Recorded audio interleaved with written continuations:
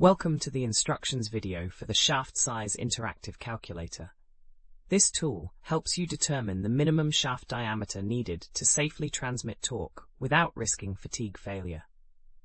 It's perfect for designing drivelines, industrial machinery, and any rotating equipment. To use this calculator, you'll need to enter a few key values. First, input the torque being transmitted through the shaft in Newton meters. For our example, let's enter 500 Newton meters. Next, you'll need the allowable shear stress for your shaft material. For standard steel, we'll enter 40 megapascals. You can also select from common materials or input a custom value based on your specific material properties. Once all values are entered, click the Calculate button. The calculator will display the minimum required shaft diameter in millimeters.